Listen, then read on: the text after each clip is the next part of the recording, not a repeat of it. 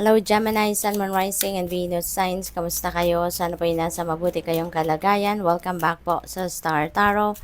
Kung bago kayo rito, welcome din kayo. Thank you sa inyong support. I truly appreciate it. God bless you all.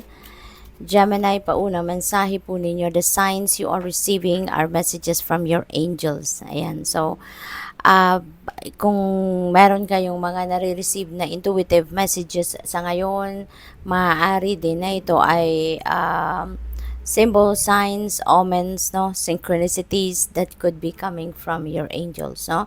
Sa ngayon, kaya wag ninyong pagdudahan or wag na ninyong itanong pa saan nanggagaling, 'di ba? Ang mahalaga dito, no, na alam ninyo kung anong ibig sabihin nito. So, kung hindi pa kayo aware of the symbolism ng iba't ibang symbol, signs, and synchronicities, no, na nakikita ninyo, ang dami-dami na po dyan sa Google, dito din sa YouTube, ang dami-dami ng vlogs and articles sa Google na nag-explain po ng mga symbolism, no, ng mga signs, omen, symbols na nakikita natin. We have believe in miracles, no? Inanyayahan kayo, magtiwala kayo or maniwala kayo sa milagro kasi meron, no? It will happen. When you believe on that, for sure, you know, you will see, you will recognize those mga pangyayari sa buhay ninyo, no? Na those are miracles.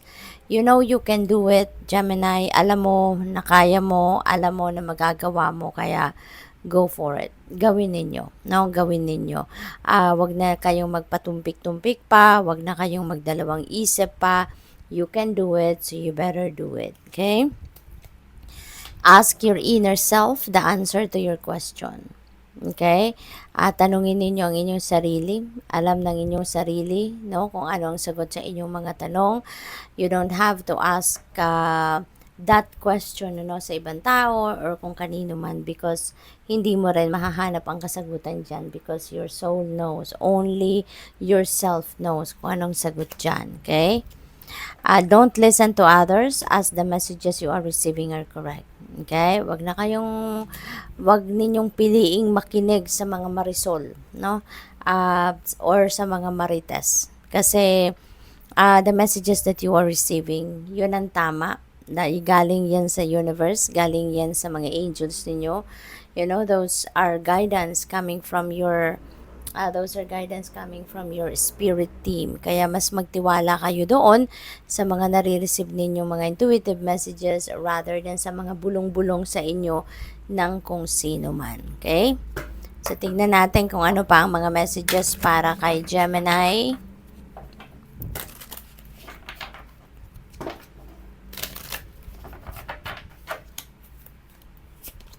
We have the Emperor energy. Ayan. So, Emperor is yung parang ano siya ngayon.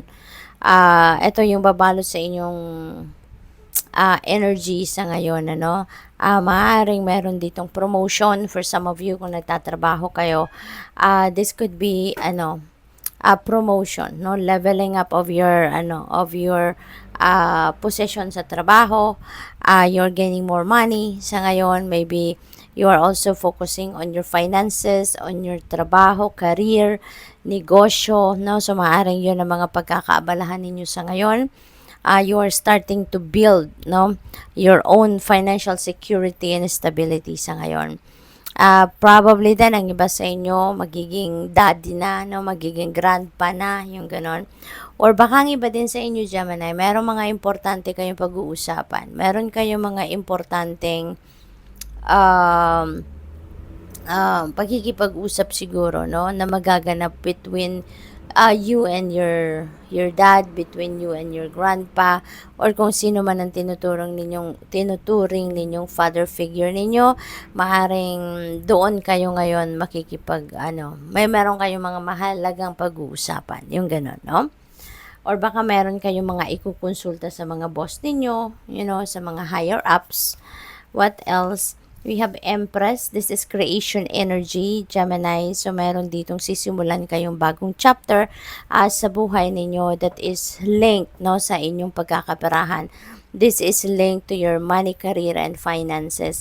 So, maaaring merong bagong trabaho, bagong investment scheme na papasukin kayo, bagong negosyo, or bagong side hustle, career path, no? Ang tatahakin ninyo ngayon na sila yung magdadala sa inyo ng money, career, and sila magdadala sa inyo, sorry, ng ng prosperity and abundance, and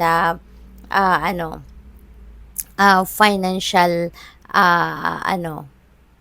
comfort, no?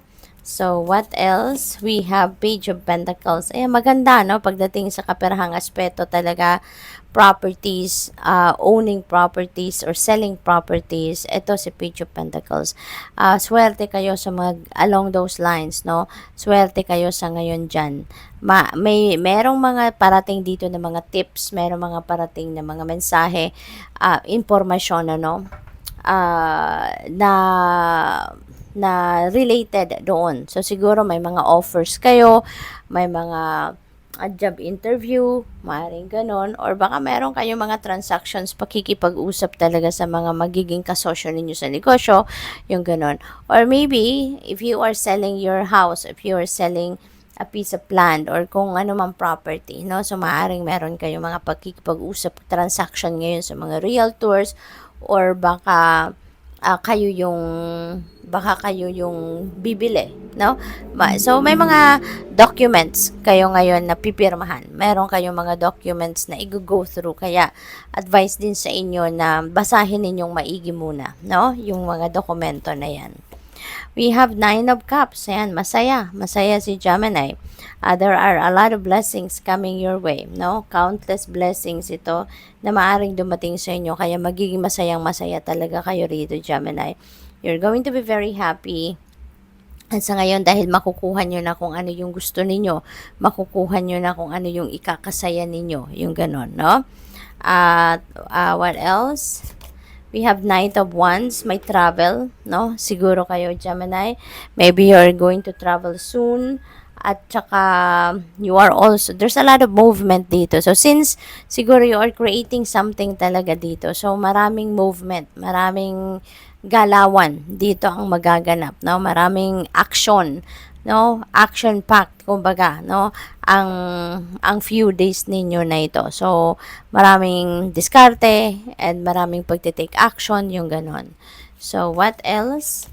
We have 7 of Pentacles. Ayan. So, yung vision ninyo, no? Maaring mas marami kayo ngayong iniisip, mas marami kayong dinidiskarte ngayon. Maybe you are making plans also for the future. Maybe nagdidiskarte kayo sa ngayon of what else you can do, no? Para siguro magano pa kayo, magpadami pa ng ano ninyo, ng negosyo, magpadami pa ng inyong kita, magpadami pa ng inyong income, yung ganon, no? So, good luck. Thank you for watching. Love and light. Namaste.